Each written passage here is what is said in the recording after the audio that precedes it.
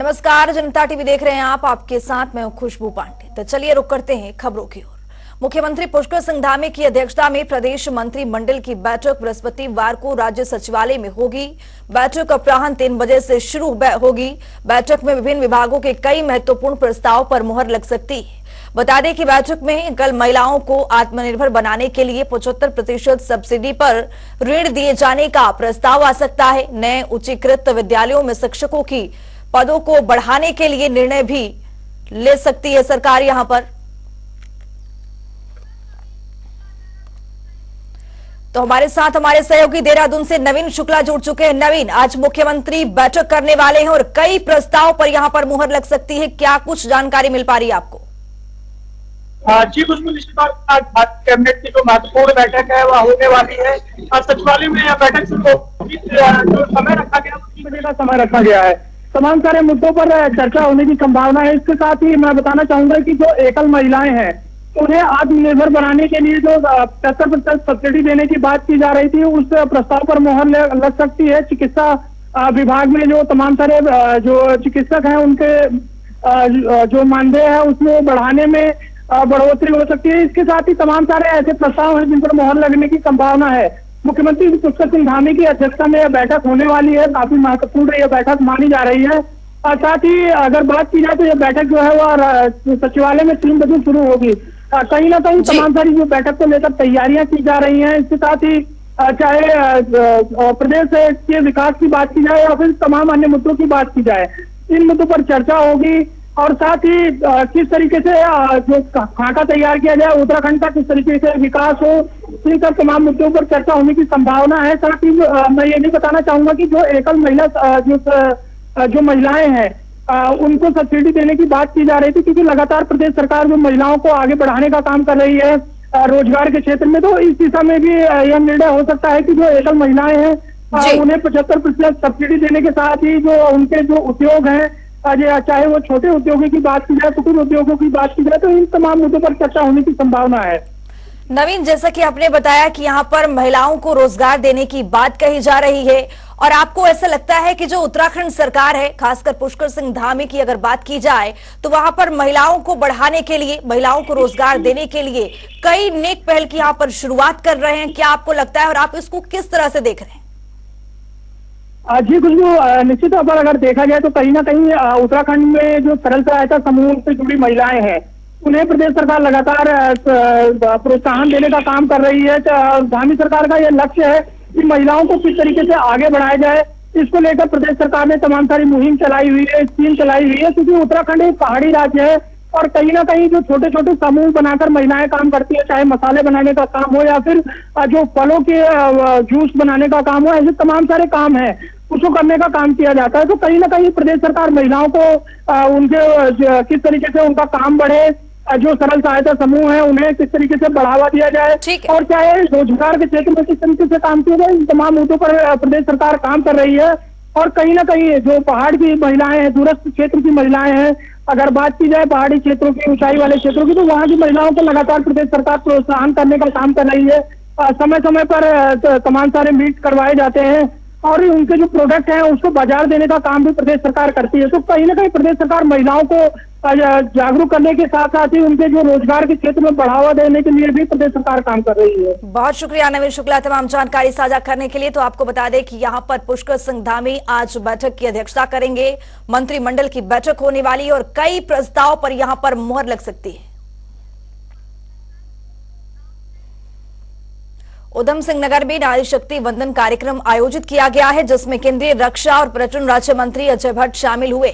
इस दौरान उन्होंने कहा है कि देश के प्रधानमंत्री और सीएम धामी के नेतृत्व में उत्तराखंड चौमुखी विकास की ओर बढ़ रहा है। साथ ही नारी शक्ति वंदन को नमन करते हुए अजय भट्ट ने कहा है कि हमारी मातृशक्ति हमारे लिए प्रेरणा का स्रोत है।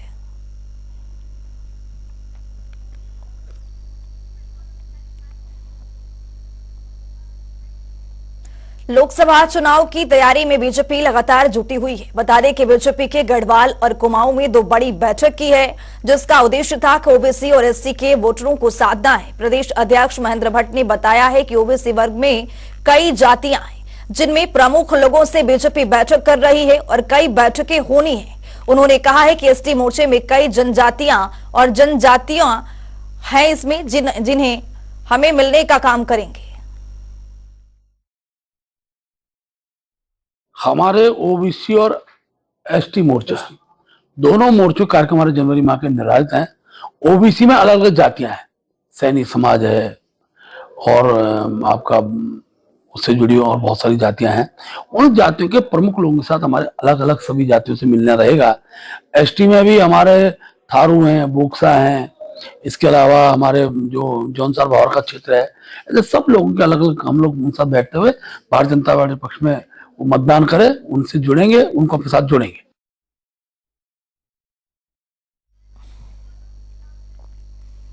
22 जनवरी को अयोध्या राम मंदिर में प्राण प्रतिष्ठा को लेकर पूरे देशवासी इस शुभ घड़ी का इंतजार बेसब्री से कर रहे हैं। वहीं इसको लेकर भाजपा सांसद रमेश पोखरियाल निशंक ने कहा है कि रामलला को लेकर लोगों में काफी उमंग और उत्साह है, क्योंकि सैकड़ों सालों के बाद लाखों लोगों की कुर्बानी के बाद अब राम मंदिर बनने जा रहा है, जिसमें रामलला विराजमान होंगे। राम भारत के नहीं बल्कि पूरे विश्व के लिए आदर्श पुरुष हैं।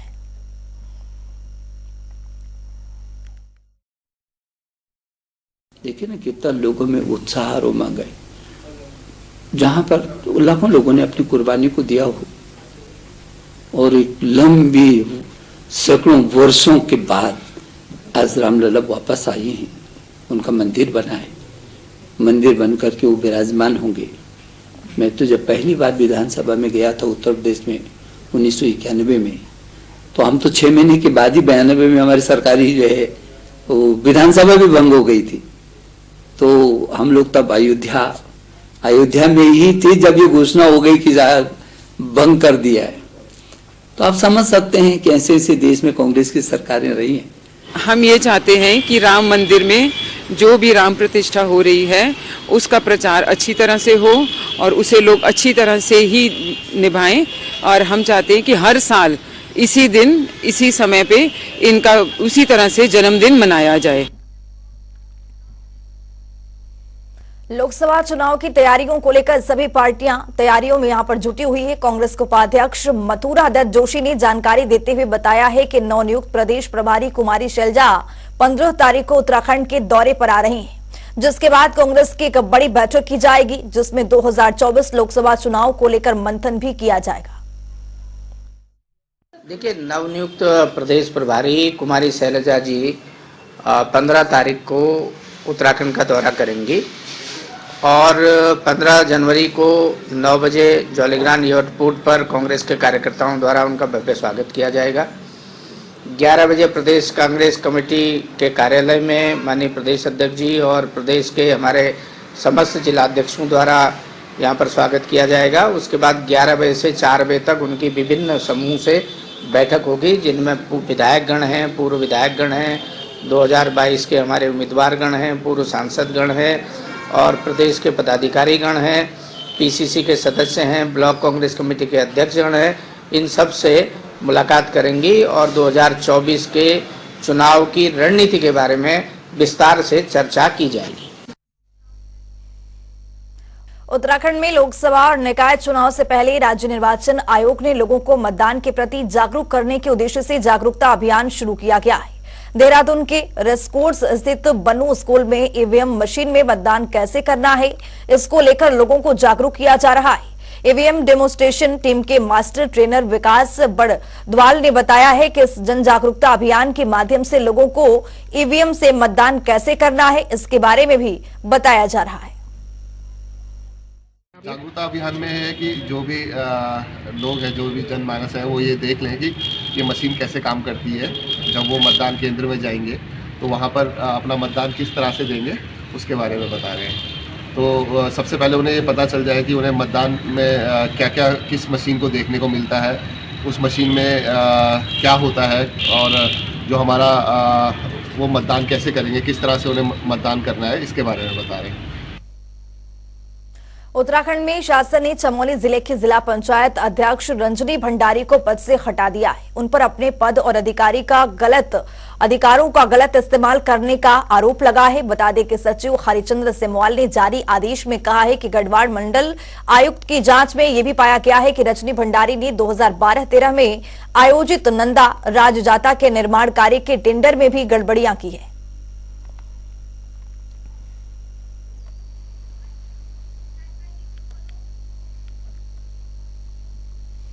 हल्द्वानी में वाणिज्यिक न्यायालय कुमाऊं डिवीजन का उद्घाटन किया गया है। इस दौरान मुख्य अतिथि के तौर पर कार्यवाहक मुख्य न्यायाधीश न्यायमूर्ति मनोज कुमार तिवारी और न्यायमूर्ति राकेश थपलियाल मौजूद रहे हैं। वहीं न्यायमूर्ति मनोज कुमार तिवारी ने बताया है कि वाणिज्य कोर्ट कुमाऊं डिवीजन में बन जाने से कुमाऊं की जनता और अधिवक्ताओं को निश्चित तौर पर इसका लाभ मिलेगा। इससे पहले जनता और अधिवक्ताओं को अपने कामों के लिए देहरादून जाना पड़ता था, लेकिन अब वाणिज्य कोर्ट कुमाऊं डिवीजन में सभी सुविधाएं मिल जाएंगी। कुमाऊं के लोगों के लिए एक सुविधा होगी कि जिस कार्य के लिए उनको अभी देहरादून जाना पड़ रहा था कॉमर्शियल लिटिगेशन के लिए, तो अब वो यहाँ से कल से कार्य शुरू हो जाएगा, तो कुमाऊं के अधिवक्ताओं को भी और वादकारियों के लिए भी उनको इसका फायदा पहुंचेगा। कई हजार किलोमीटर की पदयात्रा करने वाले रोहन अग्रवाल देहरादून होते हुए मसूरी पहुंचे, जहां अग्रवाल महासभा ने उनका भव्य स्वागत किया है। बता दें कि रोहन अग्रवाल ने 25 अगस्त 2020 को पदयात्रा का आगाज किया था, जिसका उद्देश्य मानवता, भाईचारे और शांति के साथ पर्यावरण संबंधी चीजों को लेकर लोगों को जागरूक करना है।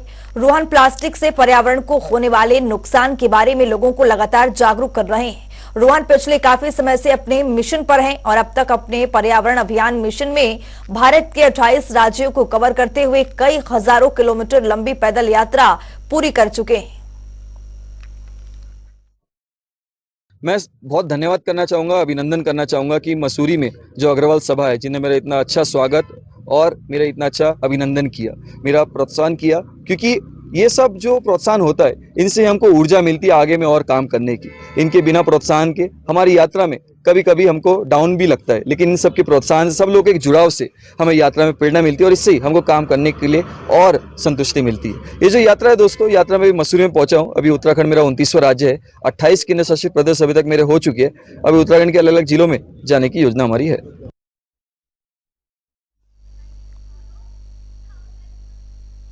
मसूरी माल रोड को व्यवस्थित और नो व्हीकल फ्री जोन बनाए जाने को लेकर एसडीएम ने सभी, आपको बता दें कि विरोध करने वाले लोगों के साथ बैठक ली है, जिसमें एसडीएम मसूरी ने शाम 5 बजे से रात 9 बजे तक माल रोड पर सभी प्रकार के वाहनों पर प्रतिबंध बनाए रखने का बड़ा फैसला लिया है। उन्होंने कहा है कि माल रोड को सुंदर, व्यवस्थित और नो व्हीकल फ्री जोन बनाया जाना है, जिसको लेकर उच्च अधिकारियों की ओर से भी निर्देश जारी किए गए हैं। के साथ ही उन्होंने कहा है कि जो भी लोग नए नियमों का उल्लंघन कर रहे हैं, उन पर सख्ती से कार्रवाई की जाएगी। जी, पूर्व में भी हमने जो है मॉल रोड की ट्रैफिक व्यवस्था को लेकर एक मीटिंग कॉल की थी 6 जनवरी को। उसमें हमने सभी स्थानीय जो हमारे जितने भी स्टेक होल्डर्स हैं उनको इनवाइट किया था। उनके सुझावों को उनका संज्ञान लेते हुए और जो शासन से हमारे निर्देश हैं उनके क्रम में हम लोगों ने इसको व्यवस्था बनाने के लिए कुछ नियम बनाए थे। उन चर्चाओं के बाद में कुछ उसमें सुझाव जो थे वो टाइमिंग्स को लेकर थे, तो उस टाइमिंग को एक्सेप्ट करते हुए हमने जो है अभी जो रिस्ट्रिक्शंस लगाई हैं ट्रैफिक के मूवमेंट पे मॉल रोड पे, तो उसका जो समय है वो दिनांक 28 फरवरी 2024 तक जो है उसमें शाम के 5 बजे से लेकर रात के 9 बजे तक मॉल रोड के ऊपर ट्रैफिक की मूवमेंट बाधित रहेगी।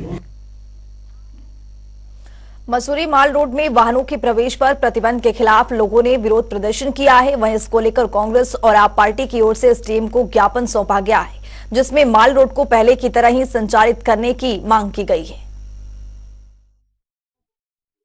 आज के ज्ञापन के माध्यम से ये अवगत कराना है शासन प्रशासन को कि ये जो हम लोग, जो आप लोगों ने जो ये आदेश जारी किया है, जो कि ये आदेश अपने आप में ही गलत है। 4:30 बजे से लोगों को अगर घर के अंदर अगर जाना होगा, किसी की गाड़ी है, किसी के बाल बच्चे हैं, किसी के बूढ़े, स्त्री, महिलाएं, बहुत सारी चीजें प्रॉब्लम्स होती है लोगों के साथ जुड़ी हुई, तो उन्हें अपने घरों में तो जाना होगा ना। 4:30 बजे आपने बैरियर बंद कर दिया, तो ये नियम तो पहली बार यहाँ पर लागू हो रहा, तो ये गलत चीज है। उसमें एक पहले से एक नियम बना हुआ है अंग्रेजों के समय से, जब ये पालिका गठित हुई थी, कि जो 1 दिसंबर से 28 फरवरी तक जो माल रोड का बैरियर जो है वो खुला रहता था, लेकिन बोर्ड ने कुछ व्यवस्था बनाई अपनी इनकम बढ़ाने के लिए। उन्होंने 12 महीने का बोर्ड वो प्रस्ताव पारित किया कि 12 महीने जो पर्यटकों की जो गाड़ी आएगी उनसे शुल्क लिया जाएगा।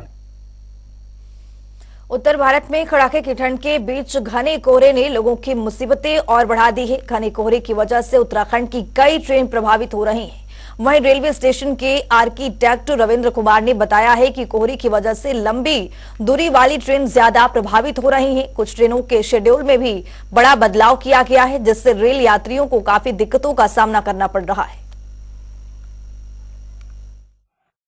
कोहरे की वजह से जो लंबी दूरी वाली गाड़ी है वो थोड़ा लेट हो रही है, जिसमें से आपकी कोटा से जो देहरादून के लिए आती है वो गाड़ी लेट चली है। आज जैसे 10:30 बजे आई, करीबन 3.5-4 घंटे 4 घंटे करीब लेट आई है। उसके एक सूबेदारगंज से आती है गाड़ी 4113 सूबेदारगंज से देहरादून, वो भी लगभग 2-3 दिन से 4 घंटे ही आ रही है। और बाकी जो गाड़ियां हैं लगभग राइट टाइम में, जो लंबी दूरी वाली गाड़ियां वो ज्यादा लेट हो रही है। उधम सिंह नगर जिले में बढ़ते ठंड के प्रकोप लगातार जारी है। वहीं शीतलहर के चलते मौसम विभाग ने जिले में येलो अलर्ट जारी किया है, जिसके चलते जिलाधिकारी उदयराज सिंह ने सभी सरकारी और गैर सरकारी स्कूलों को 13 जनवरी तक बंद रखने के निर्देश भी दिए हैं।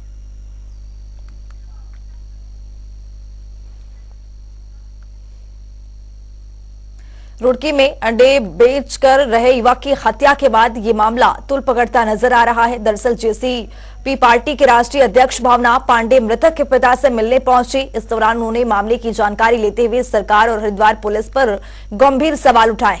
इस बीच उन्होंने धामी सरकार से मृतक के आश्रितों के लिए मुआवजे की भी मांग की है। उन्होंने कहा है कि आरोपियों को जल्द से जल्द गिरफ्तार कर सजा दी जानी चाहिए। इंसाफ होना चाहिए। मेरे बच्चों को, छोटे छोटे बच्चे, उनका क्या होगा? मेरे बहू बेटे को क्या होगा? मेरा घर खराब हो गया, मेरा जिस्म खराब हो गया। ऐसों को मार देना चाहिए।